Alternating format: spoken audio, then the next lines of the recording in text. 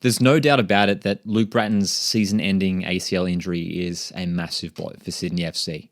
And it's such a big deal, not simply because they're losing one of their star players, one of the best defensive midfielders in the league. This could potentially mean the end of a reign at the top for Sydney FC, a side who has consistently finished in the top two for a number of years now, who is always going into games as favourites. This could see a shift in the A-League landscape when it comes to the top of the ladder. Now, no doubt Sydney FC have quality all over their squad, but I think it's important that we talk about this injury and what it means for Sydney FC's, not just Sydney FC's midfield, but their lineup as a whole, and the importance to Luke Brattan to that side. As I mentioned just before, Luke Brattan, one of the best defensive midfielders in the league, arguably the best, and maybe he has been for the last few years. A player who is maybe underrated when it comes to the big names that sort of steal the spotlight at the Sky Blues. Milos Ninkovic, Adam Lafondra, Bobo, these players who, still the attacking spotlight. But Luke Brattan does the dirty work at the back, sits in front of the back four for Sydney FC, and has been such a consistent performer for so long. When you look at what Sydney FC are going to have to do now to replace the massive to replace the absence of Luke Brattan, the players who have started in the opening two games so far, Anthony Caceres and Paulo Retre, two players who don't get me wrong, are two fantastic players, and two players who have a lot of A-League experience. But those guys aren't Luke Brattan. And I wanted to touch on a couple stats that really highlight that. When you look at the stats from last season, that there's quite a contrast between the quality that Luke Brattan brings and those guys. I mean, first of all, when you look at Caceres and Retre, Caceres for starters. I mean, I'm a Mariners fan, and I saw Caceres come up through as a young guy at Central Coast Mariners, and he was built up. There was a lot of hype at the time. It was our championship winning year, 2012-13. Caceres came up at the Mariners and was built up as the next Tom Rogic, a number 10, an attacking midfielder. And I think that's his best position when he's utilised as one of those attacking midfielders for Sydney FC. The Sky Blues, of course, playing with that 4-2-2-2 formation with those two number sixes, so key to that setup. Retre, on the other hand, for me, one of the most versatile players in the league. We've seen him play, as a 6, as an 8, or even as a fullback on either side, and he's fulfilled all of those positions at a really solid level in the A-League, and has done it at Melbourne Heart back in the day, and now at Sydney FC, involved for the last few years at Sydney FC. When you look at Luke Brattan, for me, Luke Brattan is an out-and-out number 6. He's a deep-lying playmaker, but he's also fantastic in his defensive work and able to break up play. When you look at the interceptions for Sydney FC from last season, Luke Brattan was third highest on the list for Sydney FC in interceptions, with 37 across the whole season. There's quite a contrast when you look at Caceres and Retre's numbers. Caceres only chipping in with 19 interceptions, Retre 17 interceptions. Those aren't poor numbers by any means, but when you compare that to 37, it's clear to see that Brattan's defensive work is quite a step ahead compared to those other guys. When you look at successful tackles, the numbers are a little bit closer, but Luke Brattan was equal top alongside Ryan Grant with 34, Caceres 29, Retre 24. So again, Brattan getting in there, doing the dirty work.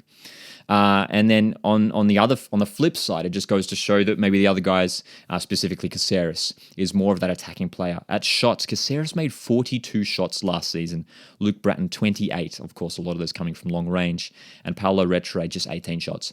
But it just goes to show some of those numbers there that Luke Brattan is indeed that number 6 that really sits back. And we see it in modern football a lot.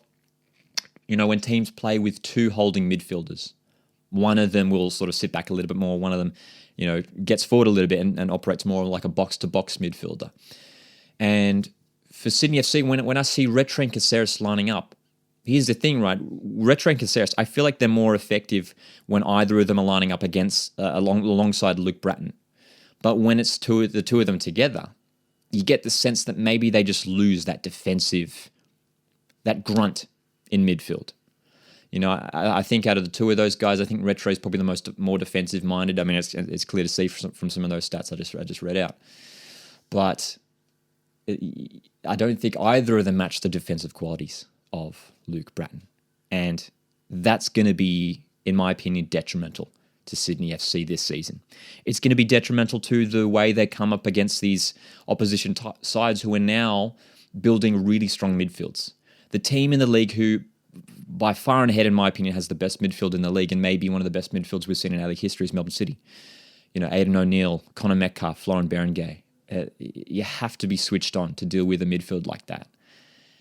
When it's going to be fascinating seeing Sydney FC come up against a side like Melbourne City and who's going to win that midfield battle. And I have to say, without Luke Brattan, Melbourne City have a big advantage now.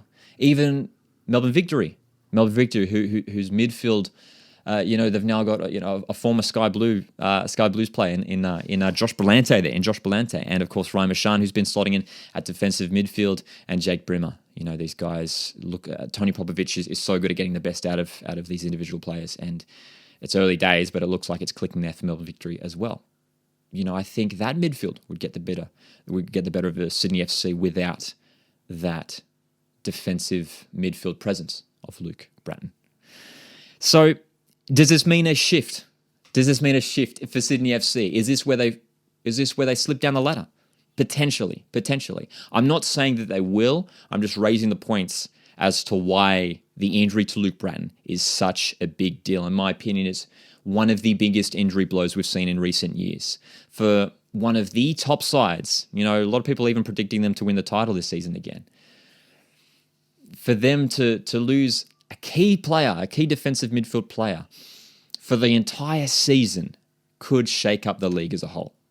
And yeah, it just cannot be understated how much of a disappointment this is for Sydney FC. And, you know, I feel for Luke with such a terrible injury. And, you know, do they bring in an injury replacement? That's something that's been talked about as well.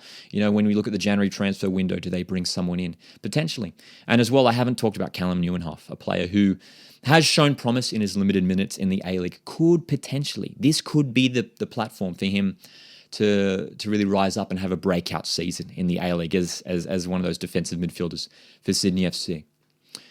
So what do you guys think? Is this injury for Sydney FC and for Luke Brattan, is this going to cost them this season? Are they going to slip from that top 2? Are they going to potentially slip from the top 4? I can't see them slipping from the top 6. They've got so much quality in the side. But it's going to be massive for them. It's going to be a really, really interesting thing to watch for Sydney FC this season. Hey guys, thanks so much for checking out this video, and I appreciate you guys being here to watch the content. If you have enjoyed it, I would appreciate it if you considered leaving a like, and of course you can subscribe to keep up to date to all of the A-League content dropping here at Coastwood Football. I've been Lockie here from Coastwood Football. Have a great week. I'll see you in the next one.